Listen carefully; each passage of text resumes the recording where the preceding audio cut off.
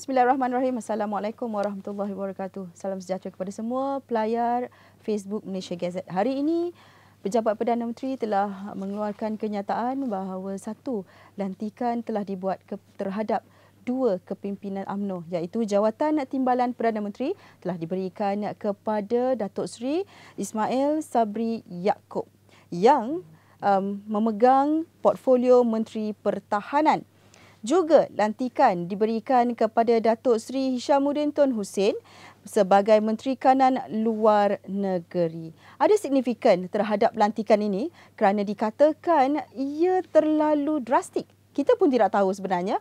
Namun, bagaimana agaknya situasi UMNO ketika ini? Pada awalnya mereka telah menyatakan akan tarik diri daripada Perikatan Nasional dan malam ini sebenarnya akan berlakulah mesyuarat Majlis Kerja Tertinggi UMNO. Bagaimana agaknya? Adakah benar-benar mereka ingin menarik sokongan terhadap Perikatan Nasional ataupun setelah diberikan jawatan timbalan Perdana Menteri itu, mereka tidak jadi menarik sokongan? Jadi, untuk itu kita bersama dengan dua tetamu saya yang sudah bersedia di talian Skype. Saya perkenalkan kepada anda Profesor Madya Dr. Azmi Hassan, pakar geostrategis Universiti Teknologi Malaysia. Dan seorang lagi, nanti kita sebenarnya ada sedikit masalah teknikal. Kita akan bersama dengan Ketua UMNO Bahagian Johor Bahru, Tan Sri Shahrir Samad. Tetapi kita bersama dengan Prof. Madya Dr. Azmi. Baik, Dr. Azmi. Baik, hari ini pengumuman itu, sebelum kita terus sahaja, bagaimana agaknya? Sudah dijangkakan ataupun Prof sendiri tidak menjangkakan keputusan lantikan hari ini?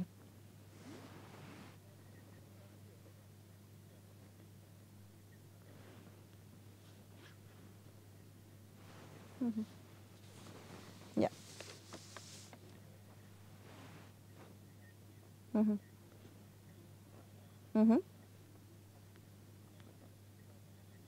Lagi, kerana kita tahu malam ini MKT akan mengadakan mesyuarat mengenai sama ada akan kekal menyokong Perikatan Nasional ataupun keluar daripada Perikatan Nasional. Jadi kalau kita ikutkan daripada kenyataan daripada Pejabat Perdana Menteri, pelantikan kedua-dua Menteri UMNO ini adalah demi untuk melicinkan jentera kerajaan menangani pandemik. Dalam sudut itu memang ada kebenarannya. Kerana sebelum itu Datuk Seri Hishamuddin saya katakan tidak terlibat dalam menggubal, umpamanya menggubal pelan pemulihan negara. Tapi sebagai Menteri Kanan, beliau akan turut terlibat dalam hal ini. Dan kalau kita lihat sudut untuk menangani pandemik, ada kebenaran dan dikatakan ada manfaatnya melantik kedua-dua menteri ini. Tapi dari sudut yang lain, seperti Aslina kata tadi, malam ini adalah dikatakan malam keputusan yang penting oleh Majlis Tindakan Kerja UMNO MKT. Jadi apa juga keputusan yang akan dibuat malam ini sudah pasti akan dikaitkan dengan pelantikan dua menteri UMNO ini. Dan dua menteri UMNO ini adalah menteri yang senior, menteri yang kanan ataupun ahli yang berpengaruh. Jadi keputusan yang akan dibuat malam ini sudah pasti tidak boleh mengenepikan apa yang berlaku 4-5 jam lepas, Asrina. Baik. Sebelum kita teruskan, ingin saya tunjukkan kepada pelayar Malaysia Gazette. Semalam, Facebook Malaysia Gazette, kita ada buat satu poll di mana kita bertanya kepada audiens kita, pelayar-pelayar kita. Majlis Tertinggi UMNO dijangka bermesyuarat untuk tarik sokongan terhadap PN. Bagaimana agaknya survey yang kita lakukan itu, kalau boleh kita tunjukkan kepada pelayar, berapakah peratusan yang menyatakan perlu tarik diri daripada PN dan yang tidak. Kita akan tunjukkan kepada anda berapa peratus. Kita nantikan. Baik, ini dia. Menurut survey yang kita lakukan, poll yang kita muat naik di Facebook Malaysia Gazette semalam, 82% bersetuju agar UMNO menarik diri daripada terus menyokong Perikatan Nasional. Sebaliknya 18% menyatakan tidak. Dan ini adalah survey terhadap 76,600 pelayar Malaysia Gazette yang telah membuang undi mereka semalam. Baik, Prof. Melihat kepada poll ini, ramai yang menyatakan perlu tarik diri. Tetapi apa signifikannya UMNO untuk menarik diri daripada PN sedangkan jawatan timbalan Perdana Menteri itu telah diberikan kepada parti ini? Ya, betul. Mula-mula kita pergi kepada tinjauan pendapat itu. Walaupun dikatakan ini tinjauan pendapat yang dilakukan dalam media sosial, dalam layar Malaysia Gazette, kemungkinan ada dikatakan bias itu memang tak dapat dinafikan. Tetapi 76,000 dikatakan pelayar telah mengambil bahagian, bagi saya itu adalah satu angka yang besar. Dan daripada 76,000 ini 86%, 80% lebih mengatakan bahawa UMNO perlu keluar daripada Perikatan Nasional. Tapi bagi saya daripada pemerhati luar, UMNO tidak bersama-sama dengan Perikatan Nasional itu bila tibanya PRU15 adalah sesuatu yang hampir muktamad. Memang keputusan telah dibuat daripada Perhimpunan Agung UMNO, Akar Umbi telah menyatakan tidak mahu bekerjasama dengan Bersatu, iaitu Perikatan Nasional, juga dengan PKR, juga dengan DAP. Tapi malam ni kita bincangkan dengan Perikatan Nasional. Jadi keputusan untuk keluar daripada Perikatan Nasional itu memang dah tahu dah. Cuma yang menjadi tanda tanya itu adalah bila. Malam ini, sebulan lagi, ataupun bila pandemik berakhir, itu yang menjadi tanda tanya. Dan menjadi rumit lagi, seperti kata Aslina tadi, jawatan timbalan Perdana Menteri adalah milik Menteri UMNO. Tapi sebenarnya UMNO telah pun membuat percaturan preemptifnya sendiri. Sebelum pelantikan itu dilakukan, UMNO telah menyatakan bahawa mereka tidak berminat dengan jawatan timbalan Perdana Menteri. Maksudnya adalah kemungkinan pelantikan jawatan yang dilakukan oleh Perdana Menteri ini adalah untuk menjawab UMNO yang mengatakan tidak berminat itu. Jadi ini yang dikatakan bahawa kemelut yang ada pada hari ini adalah memang jelas bahawa UMNO tidak akan ada bersama dengan Perikatan Nasional menjelang PRU15. Dan bagi menjawab sama ada UMNO boleh dikatakan kekal sebagai parti politik berseorangan, memang boleh, tak ada masalah itu. Kerana kalau dilihat ketiga-tiga entiti parti politik yang besar Aslina di sekarang ini, antara Barisan Nasional, antara Perikatan Nasional, antara Pakatan Harapan, kedudukan UMNO Barisan Nasional itu adalah amat kokoh. Cuma masalahnya Aslina adalah mampukah UMNO menumbuhkan kerajaan bersendirian. Jadi itu yang menjadi tanda tanya. Itu yang dikatakan jajaran baru masuk dalam percongkakan ini. Jadi itu yang dikatakan menjadi persoalan yang lebih menarik, sama ada di mana UMNO yang akan bekerjasama selepas PRU15 ini. Sebelum saya ke soalan mengenai jajaran baru itu, saya ingin masih lagi di dalam tempoh jawatan ini, perlu atau tidak Datuk Seri Hisham dan juga Datuk Seri Ismail Sabri merujuk kepada kepimpinan UMNO ataupun PN sendiri, Tan Sri Muhyiddin Yassin perlu merujuk Presiden Parti UMNO, Datuk Seri Dr. Ahmad Zahid Hamidi, sebelum memberikan jawatan timbalan Perdana Menteri itu?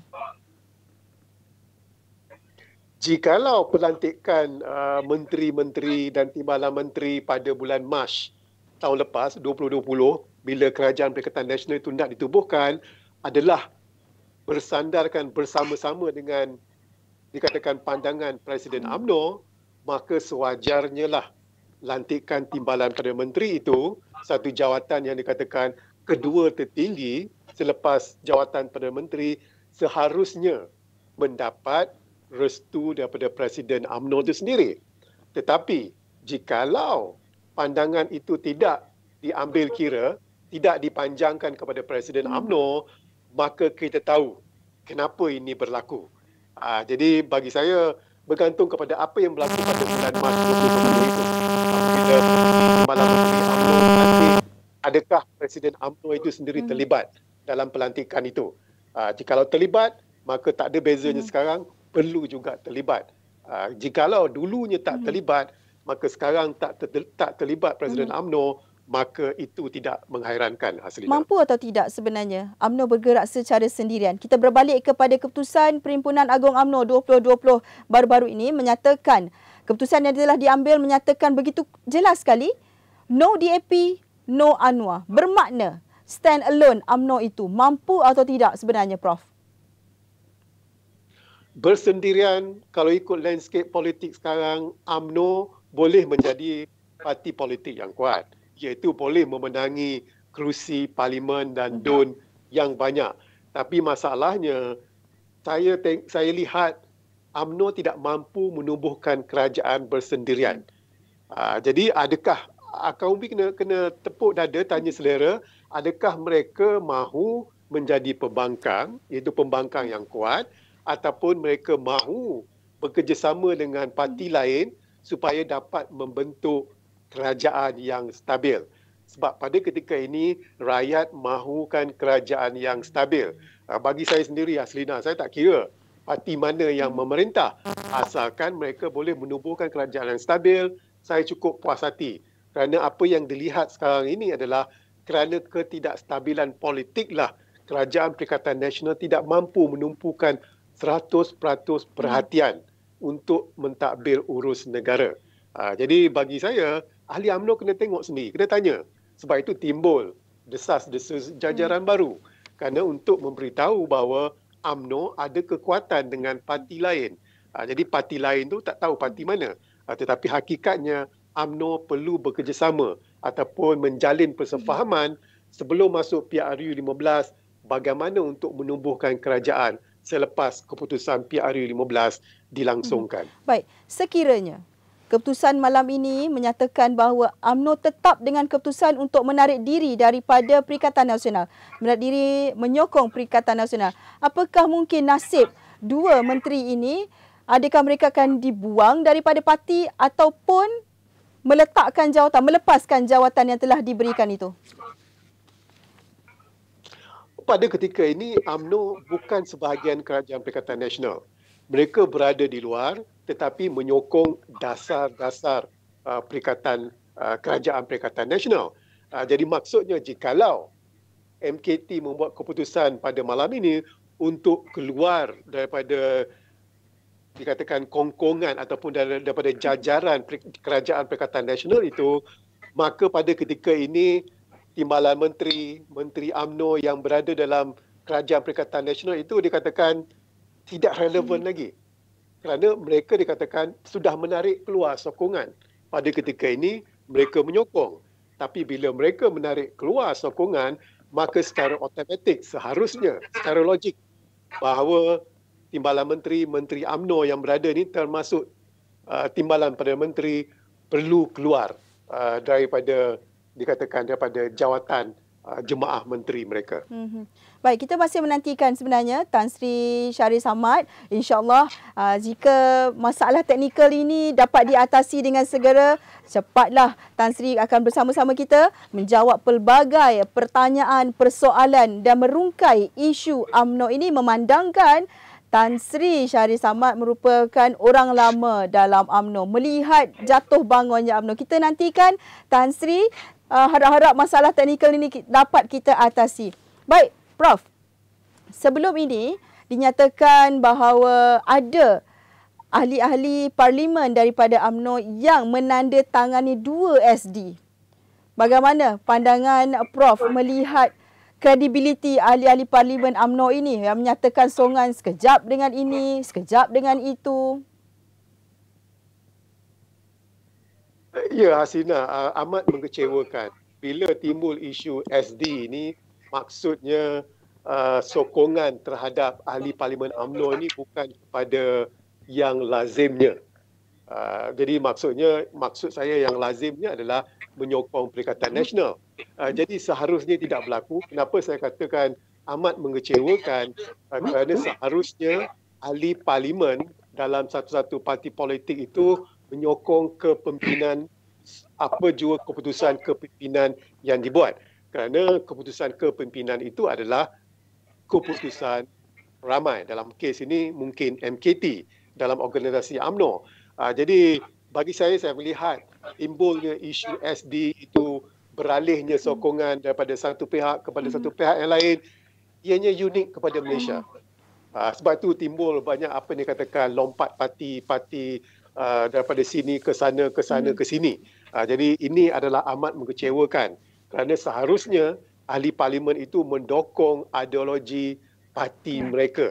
Kerana parti mereka lah yang menaikkan ataupun membantu ahli-ahli parlimen ini. Jadi perkara ini dikatakan amat kecewa sekali, tetapi politik Malaysia dikatakan amat dinamik sekali. Tetapi arah dinamiknya adalah arah yang tidak betul, Asrina. Baik, saya nak ambil soalan daripada pelayar. Okey, nanti antaranya Firdaus Abdul kata, kalau UMNO menang, nak bagi I apa pula? Macam-macam pelayar-pelayar kita ni. Dan juga saya ambil daripada Azali Muhammad.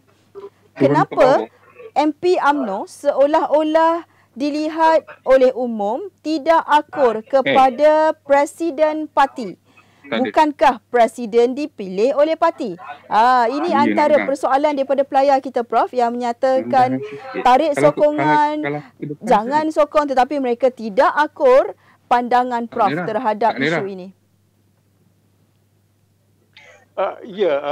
Itu sepatutnya tak berlaku. Seharusnya institusi Presiden itu dihormati kerana Presiden itu dilantik melalui pemilihan dalaman parti.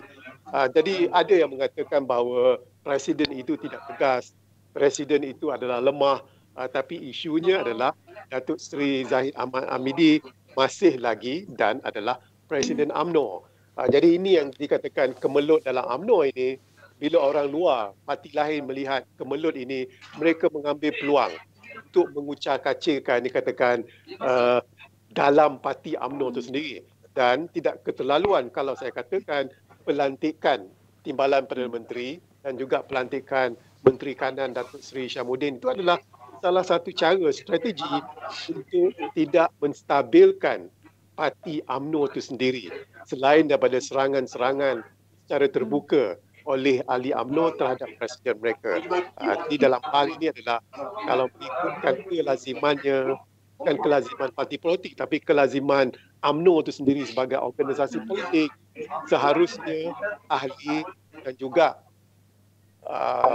member of parliament, ahli parlimen itu akur dengan keputusan yang dibuat oleh presiden parti mereka. Okey, baik. Bagaimana pandangan Prof melihat kepada satu lagi kredibiliti, lagi isu kredibiliti MP-MP UMNO ini apabila separuhnya menyatakan sokongan terhadap PN, separuh lagi menyatakan harus menarik diri. Wujud atau tidak, UMNO berpecah dua. Memang ada kelompok-kelompok yang berbeza pendapat. Tapi bagi saya, kelompok yang besar adalah UMNO perlu keluar daripada Perikatan Nasional. Cuma nampak jelas berbelah bagi di sini, tidak sekata di sini adalah bila sepatutnya keluar. Ada kelompok yang menyatakan keluar sekarang, ada yang kelompok menyatakan tunggu dulu, tunggu pandemik reda, baru keluar. Sebab saya melihatnya jikalaulah UMNO membuat keputusan malam ini untuk menarik diri, hari ini juga serta-merta apa objektif yang mereka nak capai untuk menukar kerajaan, tak boleh. Sebab parlimen belum bersidang lagi. UMNO perlu membuktikan bahawa calon Perdana Menteri mereka mempunyai sokongan.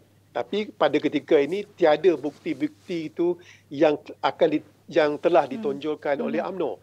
Jadi sebab itu dinyatakan terdapat perbelahan, percanggahan pendapat adalah yang banyaknya adalah bila sepatutnya keluar. Saya yakin seperti kata tinjauan pendapat Malaysia Gazette tadi, 86%, mungkin dalam UMNO juga majoriti 3 suku lebih mahu keluar. Cuma yang bercanggah adalah bila sepatutnya keluar. Itu yang menjadi percanggahan yang kita lihat sekarang ni. Baik.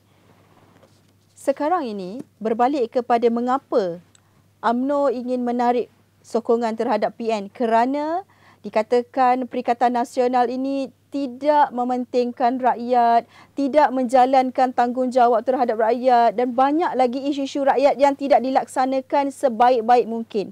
Kerana itu, Prof, banyak sekali di media-media sosial, hashtag kerajaan gagal itu dimainkan bukan sahaja oleh rakyat tetapi juga ahli-ahli politik ini.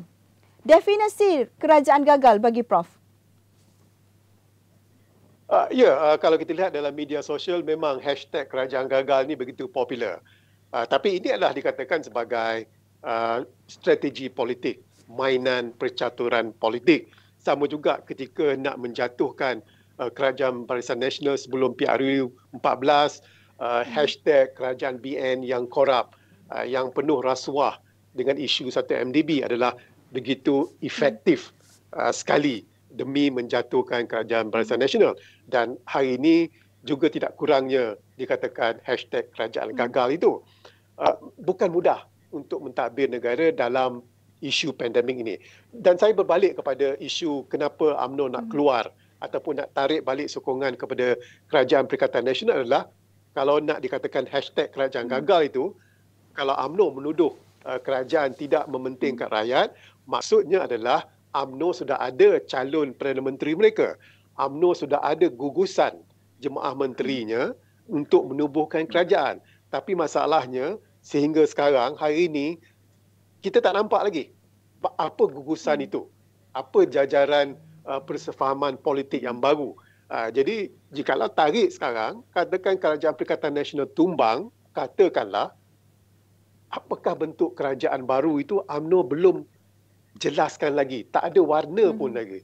Malah, calon Perdana Menteri pun tak ada lagi yang bakal mendapat sokongan. Jadi, ini yang dikatakan bahawa memang betul, kerajaan hari ini mendapat tekanan yang begitu hebat sekali kerana banyak perkara-perkara yang dikatakan kesilapan yang dilakukan. Tetapi UMNO juga perlu memainkan peranan mereka. Bagaimana untuk meyakinkan rakyat dan juga ahli parlimen mereka bahawa selepas ini kerajaan yang bakal ditubuhkan adalah lebih stabil. Tapi setakat hari ini, Hasina, setakat jam ini, saya tak nampak lagi dikatakan perancangan ke arah itu. Baik.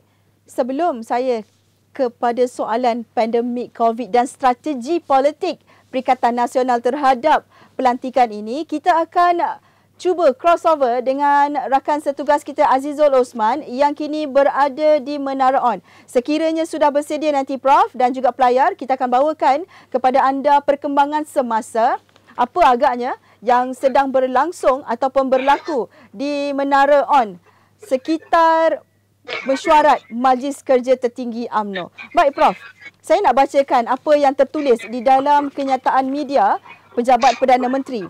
Adalah diharapkan pelantikan ini akan meningkatkan lagi keupayaan Kerajaan Perikatan Nasional khususnya untuk menghadapi pandemik COVID-19, memperkuatkan perpaduan dalam kalangan parti-parti yang membentuk kerajaan dan memperkukuhkan kerajaan PN dengan tadbir urus yang telus, bebas rasuah dan berintegriti. Ada beberapa poin yang telah dimasukkan dalam satu para ini di mana memperkukuhkan PN, melawan COVID dan juga tadbir urus yang telus dinyatakan oleh kenyataan media ini oleh Pejabat Perdana Menteri. Bagaimana Prof? Adakah ini sebenarnya strategi politik yang dimainkan oleh Perikatan Nasional untuk UMNO tidak menarik sokongan, walaupun pada dasarnya kita tahu dua pemimpin UMNO ini memang mempunyai pengaruh yang cukup kuat, sangat bagus dalam tugasan-tugasannya kerana mereka sudah ada pengalaman sebagai kerajaan. Banyak sekali isu-isu, lagi-lagi Datuk Seri Hishamuddin pernah mengemudi MH, isu-isu MH dan sebagainya. Banyak lagi kes-kes besar berprofil tinggi. Bagaimana Prof melihat indikator-indikator ini dimainkan oleh Perikatan Nasional? Wujud atau tidak sebenarnya strategi politik ataupun bagaimana? Jikalau nak dikatakan pelantikan ataupun naik pangkat kedua-dua menteri UMNO ini untuk memperkukuhkan jentera menangani pandemik, ada yang boleh terima, ada yang saya rasa saya sendiri merasa was-was kerana kedua-dua menteri ini memang dah ada dalam pentadbiran kerajaan melalui jemaah menteri. Jadi seharusnya mereka daripada awal sudah terlibat dalam menangani mengeluarkan dasar menangani pandemik. Dalam hal untuk memperkukuhkan kerajaan dalam ataupun Kerajaan Perikatan Nasional itu sendiri ataupun parti politik dalam Perikatan Nasional, kemungkinan pelantikan timbalan Perdana Menteri daripada Menteri UMNO ini akan mengecewakan ahli bersatu itu sendiri mengecewakan ahli PAS itu sendiri kerana Bersatu dan PAS ini adalah penyokong Perikatan Nasional dan UMNO ini yang dikatakan membuat onar, menimbulkan masalah untuk Perikatan Nasional. Kenapa perlu lantik dua menteri daripada UMNO ini? Jadi kalau nak dikatakan akan memperkukuhkan Perikatan Nasional, saya rasa ini dikatakan tidak betul sangat. Tapi bagi saya, apabila Hasrina cakap ini adalah percaturan politik, ya, ini adalah percaturan politik untuk mengucar-kacirkan UMNO itu sendiri. Jadi ini saya rasa satu strategi yang efektif dan dikatakan malam ini mesyuarat MKT dikatakan akan menjadi serba salah kerana kedua-dua menteri UMNO ini adalah menteri yang berpengalaman, berpengaruh dan lama berkecimpung dalam UMNO itu sendiri. Baik, Prof. Apabila kita nyatakan mengenai kerajaan gagal, sebenarnya dalam sejarah Malaysia tidak ada kerajaan ataupun pentadbiran kerajaan yang dilanda pandemik sebegini. Kita tak ada pengalaman mengenai apakah indikator yang diletakkan sebagai kerajaan gagal. Saya bagi contoh, apa yang berlaku kepada kita, masalah COVID, ekonomi dan sebagainya. Saya lihat pentadbiran Perikatan Nasional tetap mengambil berat, memberikan insentif. Kita ada bantuan prihatin nasional, banyak siri-siri bantuan, moratorium dan juga banyak lagi kepada PKS juga tidak ketinggalan. Dan kalau kita lihat bagaimana kita nak katakan kerajaan ini gagal, kerajaan ini lemah sedangkan kita tak ada pengalaman lampau untuk menangani isu-isu sebegini. Pandangan Prof. Bukan kita saja yang tiada pengalaman tapi semua kerajaan juga tiada pengalaman. Bergantung kepada kerajaan itu sendiri bagaimana mereka menanganinya. Apa keputusan yang mereka buat dan keputusan yang mereka buat itu perlu berani. Saya ambil contohlah kenapa kerajaan Sweden runtuh adalah kerana parti-parti politik yang menyokong Perdana Menteri itu kecewa dengan cara Perdana Menteri Sweden menangani pandemik. Kenapa Governor California mungkin berhadapan dengan apa yang dikatakan pilihan raya sekali lagi kerana pengundi di California kecewa dengan Governor mereka menangani pandemik itu. Jadi kalau nak dikatakan tiada pengalaman, semua orang memang tiada pengalaman. Dan memang betul bahawa itu menjadi tanggungjawab kerajaan untuk mengeluarkan inisiatif dasar bagaimana untuk menangani pandemik. Tapi masalahnya adalah dasar dan inisiatif itu dikatakan kemungkinan tidak efektif. Dan kalau kita lihat sekarang ini, sebenarnya masalah pandemik ini dia dah melarat teruk pada Oktober tahun lepas lagi, iaitu selepas pilihan raya Sabah. Tetapi ianya meningkat daripada 2 angka menjadi 3 angka dan menjadi 4 angka kes positif sehingga sekarang. Jadi ini menjadi persoalan. Adakah strategi kerajaan itu efektif ataupun tidak? Sebab itu timbul kerajaan gagal. Kerana kita telah mengalami kes positif sekarang ni 7,000, 6,000 bagi penduduk 32 juta. Hasrina, itu adalah angka yang menggerunkan. Memang menggerunkan. Kalau nak bandingkan kat Amerika Syarikat 300 juta tu lain cerita. Tapi kita 32 juta setiap hari 7,000 itu adalah angka yang menggerunkan. Dan ini menimbulkan persoalan.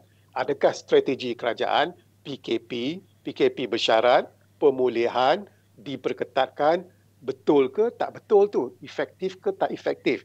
Jadi ini yang dikatakan ianya memerlukan inisiatif, dasar dan sokongan semua pihak. Hasrina.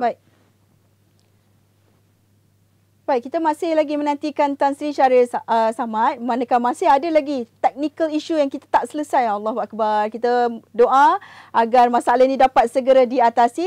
Sambil-sambil itu kita akan berlintas langsung bersama dengan Azizul Osman, rakan setugas saya yang kini berada di Menara Dato' On untuk mengikut rapat apa perkembangan di sana. Assalamualaikum Azizul. Waalaikumsalam ya Hasrina. Kalau boleh dikongsikan perkembangan semasa di sana. Silakan.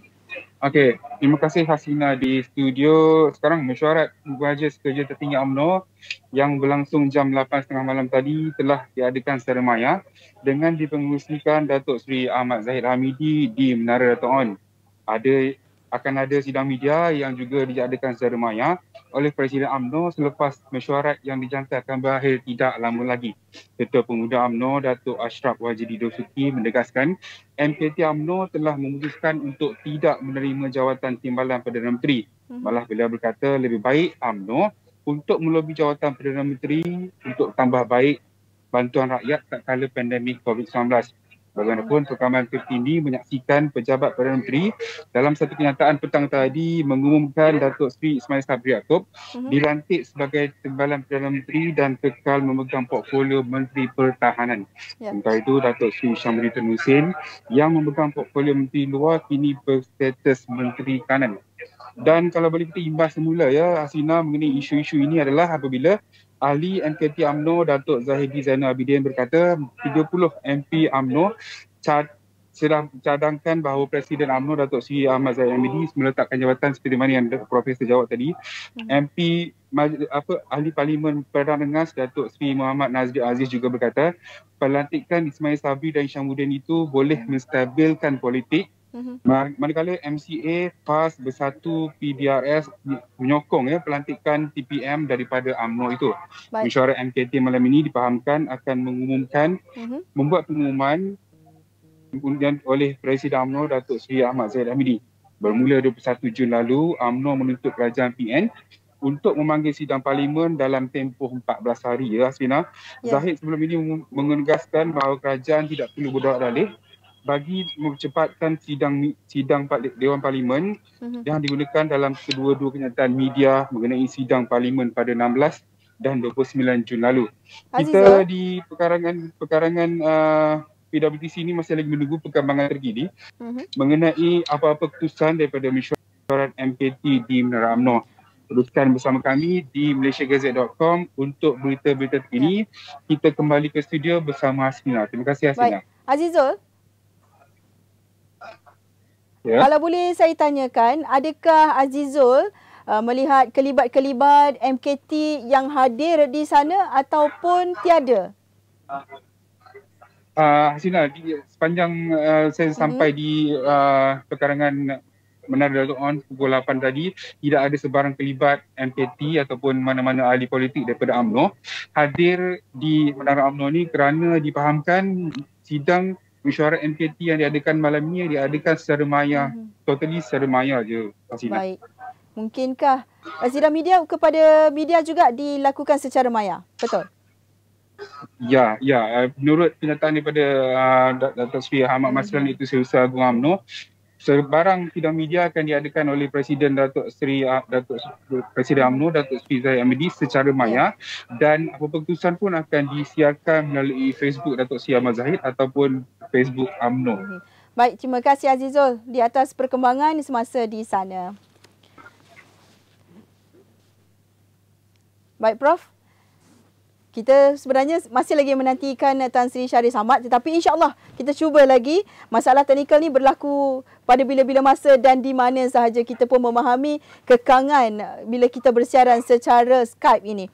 Baik, kita berbalik kepada Prof. Jika UMNO bekerjasama dengan DAP dan juga PKR untuk membina majoriti, ini bermakna UMNO akan membelakangi keputusan PAU baru-baru ini, yang mana keputusan itu dibuat adalah berdasarkan suara hati grassroots, akar umbi ini Prof. Adakah UMNO perlu melukakan hati akar umbi untuk merealisasikan hasrat menjadi kerajaan? Pertama sekali, akar umbi kena faham objektif matlamat akhir UMNO selepas PRU 15 ataupun sebelum PRU 15 adalah untuk menjadi kerajaan. Kalau untuk menjadi kerajaan sebelum PRU 15, maka UMNO berada dalam keadaan baik bila menempuh PRU 15 kerana banyak manfaatnya jikalau UMNO menjadi kerajaan bila tiba masanya PRU 15. Tapi masalahnya UMNO secara bersendirian bila mengatakan no bersatu, no PKR, no DAP, itu maksudnya UMNO bersendirian. Tapi tak dikatakan pula no PAS. Maksudnya pintu itu masih terbuka untuk bekerjasama dengan PAS melalui Muafakat Nasional. Itu sebab saya katakan tadi, politik sekarang di Malaysia ni amat berlainan sekali. Memang tak boleh diduga bahawa UMNO boleh bekerjasama dengan DAP. Sememangnya tak diduga juga dengan PKR pimpinan Datuk Seri Anwar Ibrahim. Begitu juga dengan Bersatu pimpinan Tan Sri Mahyudin Yassin. Tetapi kita kena fikir politik pada ketika ini. Matlamatnya apa yang kita nak sebenarnya. Kalau saya nak ungkitkan apa yang berlaku di Israel, kerajaan yang ditubuhkan pada hari ini, Perdana Menteri Bennett itu majoritinya hanya satu saja. Daripada parti yang berhaluan kanan, daripada yang paling kiri dan parti yang menyokong, yang disokong oleh penduduk Arab Israel juga boleh dikatakan bersama-sama. Kenapa? Matlamatnya adalah untuk menyingkirkan, menyisihkan Netanyahu daripada Perdana Menteri. Itu matlamatnya. Jadi mereka sanggup bekerjasama. Jadi sama juga dengan UMNO. Apa matlamat yang mereka nak jadi pembangkang kuat, boleh duduk bersorangan. Tak ada masalah. Tak payah bekerjasama dengan orang lain. Kalau nak jadi kerajaan, yang hari ini, 10 tahun lepas, boleh dikatakan macam itu. Tapi sekarang politik landscape dah berubah terlampau banyak selepas PRU 14. Jadi itu yang dikatakan bahawa kena fikir apa matlamat akhir ahli UMNO bila mereka menyokong UMNO. Adakah sebagai pembangkang atau mereka nak jadi kerajaan semula? Apabila kita katakan sudah pasti nak menjadi kerajaan dan pastinya sekarang ini UMNO sudah selesa ada jawatan Timbalan Perdana Menteri. Sekiranya gabungan antara DAP dan juga PKR ataupun parti-parti lain ini, sudah pasti jawatan Perdana Menteri pula, Prof, menjadi rebutan. Ini antara yang pastinya akan berlaku kerana masing-masing parti ini sudah ada. Seperti PKR, kita tahu Datuk Seri Anwar Ibrahim sudah pun diletakkan sebagai calon Perdana Menteri untuk Pakatan Harapan. Dan juga UMNO, kita lihat sudah ada calon-calonnya untuk menjadi Perdana Menteri. Dan juga sekarang dah ada pun jawatan Timbalan Perdana Menteri. Bagaimana gabungan ini nanti, jawatan Perdana Menteri dan juga Timbalan Perdana Menteri yang sudah ada ini, Prof? Ya, ini bergantung kepada keadaan. Katakanlah Kerajaan Perikatan Nasional itu runtuh, maka apa-apa saja jua jawatan yang ada dalam jawatan Perikatan Nasional itu akan runtuh secara automatiknya. Jadi kalau kita lihat pada hierarki sekarang, UMNO memegang jawatan Timbalan Perdana Menteri. Tapi bila Hasina bercakap, UMNO sekarang dah seronok, sebenarnya yang seronok bukan UMNO. Yang seronok cuma yang dilantik tubuh badan itu, yang dilantik itu. Dan juga penyokong-penyokong Datuk Seri Ismail Sabri dan juga penyokong Datuk Seri Syamuddin Hussein On dalam UMNO itu sendiri. Tapi dalam jajaran, katakan dalam jajaran baru, kita panggil jajaran baru ni, UMNO bekerjasama dengan parti lain itu, mereka perlu berbincang. Dan PKR mudah saja. PKR dia ada satu calon saja, Perdana Menteri. Sebab jawatan penting adalah Perdana Menteri. Tapi dalam UMNO tu, hebat-hebat UMNO ni, dia ada lebih daripada satu calon Perdana Menteri. Ada yang mengatakan Tok Mat Hassan boleh menjadi calon Perdana Menteri dan juga Datuk Seri Ismail Sabri, Datuk Seri Syamuddin Hussein On boleh menjadi Perdana Menteri. Dan itu yang dikatakan bagi saya satu perkara yang baik. Walaupun berkecamuk, UMNO boleh mengeluarkan calon-calon Perdana Menterinya lebih daripada seorang. Dan ini mungkin menggambarkan bahawa terdapat banyak perpecahan dalam UMNO itu sendiri. Tapi bagi saya, status quo yang ada dalam jawatan Kerajaan Perikatan Nasional ini akan secara automatik akan terhapus apabila Kerajaan Perikatan Nasional dikatakan dihapuskan, katakan dia dapat ditumbangkan. Prof yakin ahli-ahli parlimen dalam UMNO akan terus kekal bersama dengan UMNO? Ya, sejarah UMNO telah melihat selepas PRU 14, ramai ahli UMNO yang berpindah ke Bersatu. Dan sekarang ini pun masih belum dikatakan berakhir lagi. Ada yang mahu dikatakan terus bersama Perikatan Nasional, ada yang mahu memutuskan dikatakan dengan Kerajaan Perikatan Nasional. Tapi isunya kemelut sekarang adalah hanya ditentukan oleh ahli parlimen saja. Secara spesifiknya 220 ahli parlimen. Jikalau perubahan kerajaan itu berlaku dalam parlimen. Jadi demi menjawab soalan Haslina itu, adakah saya yakin bahawa ahli parlimen UMNO akan kekal sebagai dalam organisasi UMNO itu? UMNO perlu membuktikan bahawa mereka mampu menubuhkan kerajaan yang kukuh.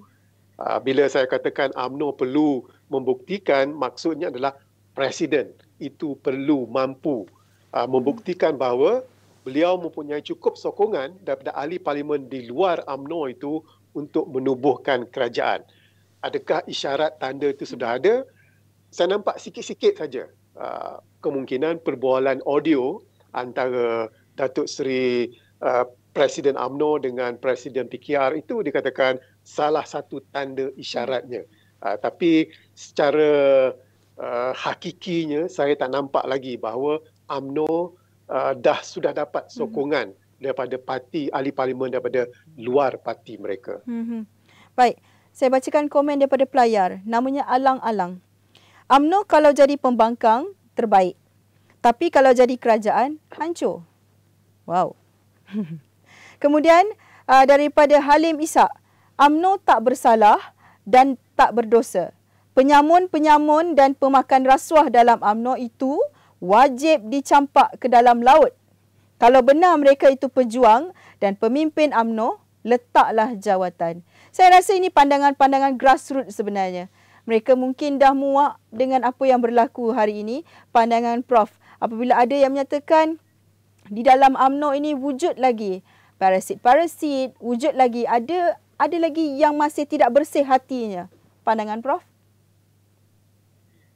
Ya, memang betul. Saya sebagai orang luar melihat UMNO masih kekal sebelum PRU 14. Seharusnya bila mereka tewas, PRU 14, sebabnya adalah begitu nyata sekali. Dan sebab itu masih ada lagi dalam UMNO sekarang. Seperti yang dikatakan pelayar tadi, parasite. Kalau pelayar itu mengatakan mereka begitu muak, saya pun daripada luar, mungkin tak ada kena-mengena dengan saya, agak dikatakan ungkapan yang saya nak gunakan adalah memualkan kerana melihat tingkah laku beberapa pemimpin UMNO yang dikatakan tidak memahami hasrat rakyat, tidak memahami keputusan PRU 14 yang mana perubahan perlu dilakukan. Memang ada perubahan tapi tidak cukup lagi untuk meyakinkan mereka yang berada di luar UMNO itu UMNO adalah satu parti yang kuat. UMNO dah memerintah kerajaan lebih daripada 6 dekad. Dan pembangunan yang kita rasa pada hari ini bukan datangnya secara tidak sengaja. Jadi kalau nak dikatakan alang-alang mengatakan bahawa kalau UMNO menjadi kerajaan akan rosak, kemungkinan tidak. Tapi kena ada orang yang betul lah. Kena ada jemaah menteri yang betul. Kerana 6 dekad yang lepas kita membangun dengan begitu baik adalah kerana Kerajaan Barisan Nasional yang diterajui oleh UMNO. Jadi dalam hal ini, ramai dah mengatakan bahawa peritnya mereka 22 bulan semasa Pakatan Harapan menjadi kerajaan. Sebelum mereka menjadi kerajaan, kita merasakan orang Pakatan Harapan ni hebat. Tapi tak sehebat mana bila menjadi kerajaan. Dan sama juga dengan Perikatan Nasional ini. Lebih banyak berpolitik daripada untuk mentadbir negara. Jadi dalam hal ini, perubahan, betul, perubahan perlu dilakukan dalam UMNO. Tapi setakat ini saya lihat bahawa dalam ketiga-tiga entiti ini, UMNO dikatakan masih mempunyai aura untuk mentadbir negara dengan lebih baik. Prof nyatakan UMNO masih ada aura. Apakah mungkin manifesto UMNO sekiranya mereka menarik diri dan kemudian wujudlah pula PRU, apakah manifesto yang boleh diberikan oleh UMNO terhadap rakyat untuk meyakinkan rakyat bahawa UMNO adalah parti yang boleh dipercayai semula? Yalah, manifesto ni Haslina satu ungkapan yang sensitif. Yalah, janji-janji UMNO perlu dikatakan beri kepada rakyat adalah bahawa jikalau mereka menerajui kerajaan, maka kebajikan rakyat itu adalah dikatakan perlu diutamakan. Dia masalahnya sekarang Asrina adalah Kerajaan Perikatan Nasional tidak dapat menumpukan perhatian. Mereka pun daripada UMNO juga. Kalau kita tolak PAS tak apalah. Kebanyakan bersatu juga adalah daripada UMNO. Tapi masalahnya ada 2-3 menteri yang dilantik itu tiada kaliber dan tiada pengalaman. Itu adalah memang tidak boleh disangkal lagi. Masalahnya yang menjadi teruk sekarang adalah kerana politik dalaman, tekanan daripada politik tempatan itu yang membuatkan bahawa Perikatan Nasional tidak dapat menumpukan perhatian. Dia sama juga kalau UMNO menubuhkan kerajaan, kalau kerajaan itu tidak kukuh, terlampau banyak politicking, UMNO juga walaupun berpengalaman, tidak mungkin juga tidak boleh menumpukan perhatian. Jadi sebab itu dikatakan apa yang UMNO boleh janjikan adalah lihat sejarah kami 60 tahun lepas mentadbir Malaysia daripada merdeka hingga sekarang maju, itu bukan datang dengan tidak sengaja, itu datang dengan dasar-dasar kerajaan. Jadi itu yang boleh diberikan oleh UMNO kepada rakyat. Tapi masalahnya seperti kata dua pelayar tadi, sesuatu harus dilakukan kerana untuk memberitahu rakyat bahawa UMNO sekarang sudah bersih. Tidak ada lagi dikatakan kalau ungkapan parasite itulah dalam UMNO itu sendiri. Baik, saya ambil lagi komen-komen daripada pelayar. Namanya Hazrin Hakim Harith. Pak Long bekerja keras dari mula-mula pegang jawatan Menteri Kanan. Rakyat memerhati siapa yang buat kerja, siapa yang tin kosong. Okey. Baik. Kemudian kata mereka, ada yang saya terlupa tadi. Katanya Presiden UMNO tiada maruah dan memalukan Parti Orang Melayu. Ini daripada Sobri Mokhtar. Pelbagai andaian dakwaan daripada rakyat, mungkin grassroots ataupun pemerhati, cyber trooper, pandangan Prof kerana dilihat mereka ini melihatkan kredibiliti Datuk Seri Dr. Ahmad Zahid Hamidi ini tidak seperti memegang jawatan timbalan Perdana Menteri dahulu. Mungkin sekarang ni agak berbeza sedikit. Pandangan Prof? Memang betul.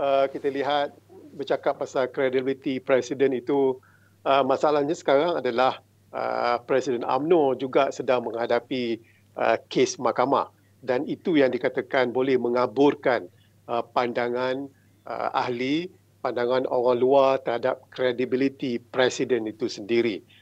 Dan ketika Datuk Seri Ahmad Zahid memenangi jawatan Presiden 3 tahun lepas, landscape politik pada hari ini adalah amat jauh berbeza. Dan kemungkinan itu ada juga. Kenapa kemelut timbul dalam perpecahan UMNO itu sekarang adalah kerana kemungkinan Presiden itu tidak tegas dan katakan amat sukar untuk menjadi tegas kerana masalah-masalah yang dihadapi oleh Presiden itu sendiri. Tapi kita perlu berhati-hati kerana apa yang kita lihat di luar itu, di sebalik tabir itu adalah berlainan sekali. Dan politik ini dikatakan sebagai percaturan. Dan ramai yang mengatakan bahawa jikalaulah Datuk Seri Ahmad Zahid itu dapat ataupun mengundurkan diri, maka UMNO kembali akan kukuh. Tidak juga. Kerana kalau saya lihat antara pemimpin-pemimpin UMNO, saya tak nampak lagi, belum muncul lagi seorang pemimpin yang dapat dikatakan menggabungkan kesemua dikatakan kem-kem dalam UMNO itu dalam satu kem. Jadi dalam hal ini kita perlu ingat percaturan Datuk Seri Ahmad Zahid Hamidi penuh pengalaman. Kalau saya ingatkan 2 tahun lepas bila Mufakat Nasional diterjemahkan, ramai yang mengherdik Presiden pada ketika itu. Tapi selepas itu kita tahu bahawa Mufakat Nasional itu memberi kemenangan dalam beberapa pilihan raya kecil. Jadi itu adalah dikatakan sepak terajang dan juga strategi politik Presiden UMNO itu sendiri. Apa yang kita lihat di luar mungkin lain apa yang berlaku di dalamnya. Sama juga dalam mesyuarat MKT malam ni. Kemungkinan hangat, kemungkinan ada yang menyuruh Presiden berundur, kita tak tahu apa yang berlaku. Kita tunggu dan lihat apa yang keluar selepas jangkaan ini. Prof terhadap hasil perbincangan mesyuarat malam ini? Kemungkinan besar status quo akan kekal. Kerana walaupun UMNO mengatakan mereka tidak merestui jawatan timbalan pada menteri itu diberi kepada Datuk Seri Ismail Sabri, kemungkinan UMNO akan mengutarakan satu lagi cadangan supaya timbalan Perdana Menteri itu dijawat oleh ahli Parlimen UMNO yang tak ada jawatan apa-apa jawatan dalam Jemaah Menteri. Kemungkinan itu ada. Kenapa ini boleh berlaku? Kerana nak meletakkan Kerajaan Perikatan Nasional itu ataupun Perdana Menteri itu di sudut yang sukar untuk Perdana Menteri dikatakan untuk membuat strategi selepasnya. Jadi itu satu jangkaan saya, dan satu lagi jangkaan saya adalah status quo akan kekal, iaitu belum lagi menarik diri tapi akan tarik diri bila masanya akan tiba masanya. Kemungkinan Julai 26 bila persidangan parlimen dijalankan, itu ada kemungkinannya. Okey Prof, berbalik kepada kredibiliti seseorang presiden mahupun kita katakan jawatan Perdana Menteri. Kalau boleh Prof namakan siapa mungkin yang mempunyai kredibiliti dalam UMNO ini untuk memegang tampuk sebagai Perdana Menteri? Seperti saya kata tadi bahawa kalau PKR hanya mencalonkan hanya seorang saja yang layak menjadi Perdana Menteri, itu Datuk Seri Anwar Ibrahim. Walaupun ada yang tak bersetuju, tapi mereka terpaksa bersetuju. Dalam UMNO tidak ada dikatakan satu calon yang dikatakan datang daripada UMNO itu sendiri. Ada yang mengatakan Datuk Seri Ismail Sabri, ada yang mengatakan Datuk Seri Syamuddin Hussein On, kerana ada dikatakan langkah-langkah tertentu. Tapi ada juga yang mengatakan satu calon yang neutral, iaitu daripada Tok Mat Hassan itu sendiri. Itu ahli daripada Negeri Sembilan. Ataupun ada yang mengatakan daripada Dark Horse, iaitu calon yang tidak disangka-sangka ataupun calon yang dikatakan boleh menerima sokongan yang padu, iaitu Yang Berhormat YB Gua Musang Tengku Razali Hamzah. Jadi ini nama-nama yang sering disebut, tapi masalahnya UMNO tidak pernah menengahkan ataupun menonjolkan mereka mempunyai satu calon secara rasminya. Tidak pernah ada. Yang menonjolkannya adalah penyokong-penyokong calon tersebut. Jadi itu dikatakan situasi UMNO kalau nak dikaitkan dengan calon Perdana Menteri itu. Wajar atau tidak sebenarnya keputusan untuk UMNO menarik diri di saat jawatan timbalan Perdana Menteri itu diberikan kepada wakil UMNO, dan sudah pasti dua jawatan utama ini boleh membantu untuk mengurangkan apa saja masalah yang berlaku di Malaysia, contohnya COVID. Dan kalau kita lihat sekarang, vaksin sudah banyak sampai ke Malaysia. Program vaksinasi juga dilihat sangat-sangat memberangsangkan, dan juga menteri-menteri UMNO di dalam Kabinet Perikatan Nasional juga dilihat memberikan satu keputusan yang baik. Maksudnya khidmat mereka ini sangat baik terhadap rakyat. Pandangan Prof? Jawapan pendek saya adalah tidak wajar UMNO menarik diri daripada Perikatan Nasional sekarang, tapi bukan kerana pelantikan dua-dua jawatan yang terkini. Bukan kerana itu. Tapi kerana seperti Hasina kata tadi adalah kerana pandemik.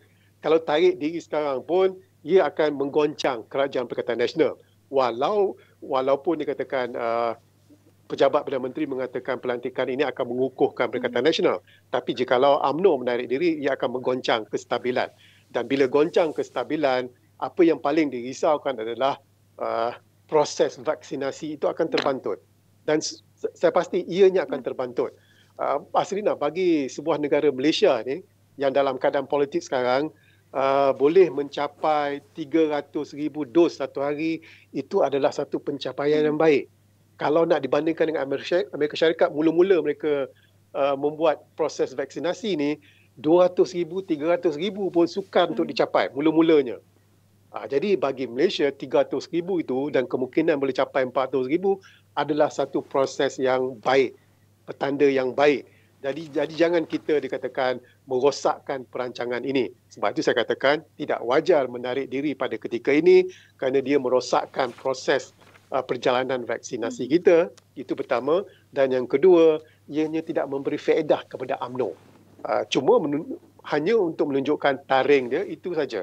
Tapi untuk menjatuhkan kerajaan pada masa ini belum lagi cukup kuat dengan hanya UMNO menarik diri daripada Perikatan Nasional. Mampu atau tidak UMNO bersama dengan PAS menerusi Muafakat Nasional itu menjadi satu pembangkang yang kuat seterusnya menjadi kerajaan pada selepas PRU 15 nanti, Prof? Ya, jikalaulah muafakat nasional itu dapat diterjemahkan semula, maka besar kemungkinan ahli UMNO tidak akan berpaling tadah kepada Bersatu. Kerana mereka tahu muafakat nasional itu adalah satu entiti yang cukup kuat di semenanjung Malaysia. Kalau di semenanjung Malaysia, saya rasa tak ada masalah untuk dikatakan mendapat majoriti kerusi. Di Sabah dan Sarawak, mereka dikatakan hanya memandang daripada jauh. Mereka akan menyokong mana-mana pihak di semenanjung yang mampu menubuhkan kerajaan.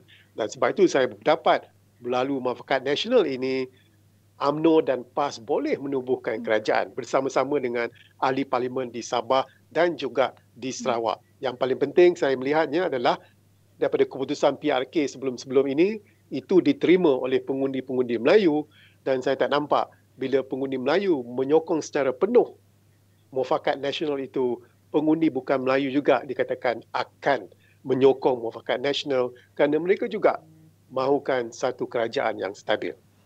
Baik. Dua soalan terakhir saya sebenarnya. Baik. Sekarang bila saya katakan muafakat nasional tadi, sepi. Tiada apa-apa yang berlaku. Pandangan Prof, kesepian ini akan berlarutan, berpanjangan? Kesepian itu berlaku kerana PAS yang sepi. Kerana mereka tidak mahu membuat keputusan. Mereka dah buat keputusan. Mereka mahu bersama-sama dengan Perikatan Nasional. Kerana mereka melihat Perikatan Nasional itu adalah lebih kukuh. Kerana mereka berada dalam kerajaan. Dan kerajaan yang menempuh PRU 15 itu dikatakan mempunyai banyak manfaatnya. Sebab itu dikatakan muafakat nasional itu sepi kerana PAS menyepi. Tapi jikalaulah UMNO dapat menggoncang Perikatan Nasional itu, maka PAS sudah pasti akan bersuara kerana mereka juga mempunyai agenda politik. Jadi itu yang dilihat, apa yang dilihat yang berlaku pada muafakat nasional sekarang. Baik. Soalan akhir saya, keluar PN, UMNO retak menanti belah. Benar atau tidak? Dalam pihak benar itu saya menjawab jikalau UMNO keluar PN, UMNO akan menjadi retak apabila ada ahli parlimen mereka berpaling tadah. Jikalau itu berlaku, maka retaklah UMNO. Tetapi bila UMNO keluar daripada PN, kalau ahli parlimen mereka dikatakan bersatu di bawah presiden mereka, yang retaknya bukan UMNO. Yang retaknya adalah Perikatan Nasional. Asrina. Baik, ada yang menyatakan saya banyak membuat tuduhan terhadap UMNO. Ini apa yang berlaku sebenarnya? Anda jangan marah. Ini situasi semasa. Prof, sebelum kita berakhir, boleh atau tidak sekiranya UMNO ingin menarik diri daripada PN, tetapi Datuk Seri Ismail Sabri tetap dengan pendirian untuk kekal sebagai Timbalan Perdana Menteri, juga Datuk Seri Syamuddin, Khairi Jamaluddin, Tan Sri Anwar Musa kekal dalam jawatan ini, mereka boleh dibuang daripada UMNO? Tidak, tak semestinya. Bagi saya, kalaulah UMNO mengambil keputusan untuk keluar menyokong Perikatan Nasional, menteri-menteri mereka boleh kekal dalam Jemaah Menteri. Memang nampak pelik. Tetapi hakikatnya adalah jikalau menteri ini dipecat ataupun menteri ini meletak jawatan, siapa yang Perdana Menteri nak lantik? Nak menggantikan katakan Khairi Jamaluddin ataupun Ismail Sabri ataupun Dr. Adam Baba. Kerana dalam Bersatu dan PAS itu ahli parlimen mereka yang berkaliber amat terhad sekali. Tapi bagi saya menarik ini. Katakan UMNO tarik diri, menteri mereka kekal demi untuk mengurus pentadbiran negara. Jikalau ini berlaku, ini adalah dikatakan sejarah. Bukan sejarah politik Malaysia, sejarah dalam politik global, di mana pembangkang dikatakan juga membantu kerajaan melalui menteri dan timbalan-timbalan menteri mereka. Inilah satu perkara yang menarik sekali. Mungkinkah kelima-lima menteri UMNO ini join Bersatu? Kita kena faham bahawa kedudukan menteri yang lompat mula-mula itu selepas PRU 14 itu, keadaan mereka tahu. Jikalau mereka nak mempertahankan kerusi mereka, amat sukar sekali kerana ahli UMNO akan menghukum mereka. dan kemenangan mereka adalah kerana sokongan ahli UMNO. Dan begitu juga sekarang ini, jikalau 5 menteri itu dan beberapa timbalan menteri ingin dikatakan bukan berpaling tanah tapi menukar kapal untuk menyertai Bersatu untuk mereka bertahankan kerusi mereka di kawasan yang mereka menang PRU14 juga akan menjadi lebih sukar. Baik, saya ucapkan terima kasih kepada Profesor Madya Dr. Azmi Hassan, pakar geostrategis Universiti Teknologi Malaysia. Terima kasih Prof kerana kesudian bersama dengan kami malam ini menerusi Skop MG. Malangnya kita sampai ke akhirnya kita tidak dapat bersama dengan Tan Sri Syarif Samad kerana masalah teknikal yang dihadapi daripada mula tadi sehingga ke saat ini. Kami mohon maaf. InsyaAllah sekiranya ada kelapangan, ada masa lagi, insyaAllah kita akan bersama dengan Tan Sri semula. Juga kepada player-player Malaysia Gazette, terima kasih di atas kesetiaan anda memberikan pandangan, komentar-komentar. Jangan risau, saya tidak berpartisan di sini. Hari ini kita membicarakan khusus isu UMNO, memandangkan UMNO telah menyatakan ingin keluar PN. Ini sesuatu yang mengejutkan. Minggu lepas kita bercerita bersama dengan ahli parlimen DAP. InsyaAllah minggu depan kita bersama dengan PAS, kemudian PKR, kita melaksanakan tugas. Lagi-lagi isu politik ini sangat telus untuk anda pelayar Malaysia Gazette. Jangan risau, tiada partisan di sini. Kita berikan apa yang fakta yang berlaku di keliling kita. Lagi-lagi isu politik yang hari-hari menyengat kita. Sakit rasanya apabila isu politik melampau-lampau, isu rakyat menjadi serpihan buat mereka. Sampai bila agaknya politik terus menjadi barah dalam pentadbiran kita? Kesihan pada kita, rakyat Malaysia harus melalui fasa-fasa yang sukar hanya kerana permainan politik sesetengah pihak, bukan kesemuanya. Dan saya ingin ucapkan terima kasih juga atas komen-komen anda. Maaf tidak dapat dibacakan semuanya.